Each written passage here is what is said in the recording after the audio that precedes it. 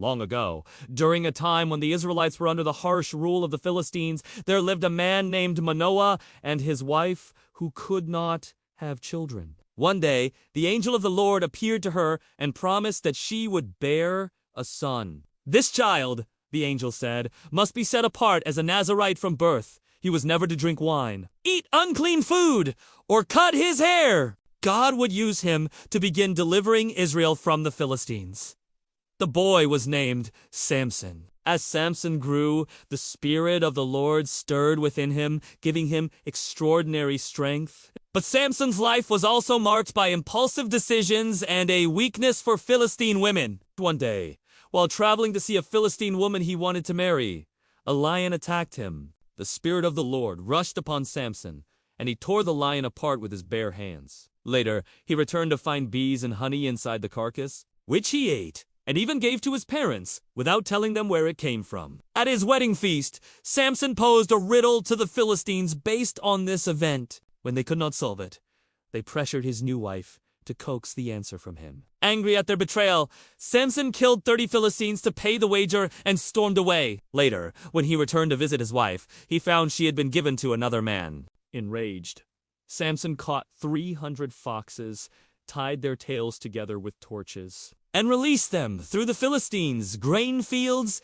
vineyards, and olive groves, destroying their crops. This led to escalating conflict between Samson and the Philistines. In one battle, when bound and handed over by his own people, the Spirit of the Lord empowered Samson to break free. He grabbed the jawbone of a donkey and struck down 1,000 Philistines. Despite his victories, Samson's downfall came through his weakness for women. He fell in love with a woman named Delilah, who lived in the valley of Sorek.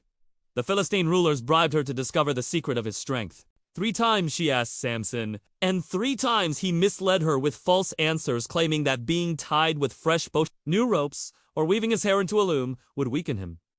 Each time she tested him, and each time he broke free easily. Finally, worn down by her persistence, Samson revealed the truth.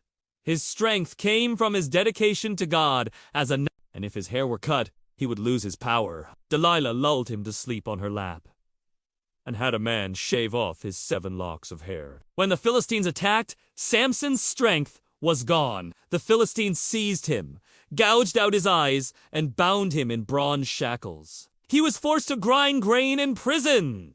Over time, Samson's hair began to grow back. One day, the Philistines held a great festival to honor their god Dagon, and they brought Samson out to mock him before a huge crowd. Blind and humiliated, Samson prayed to the Lord.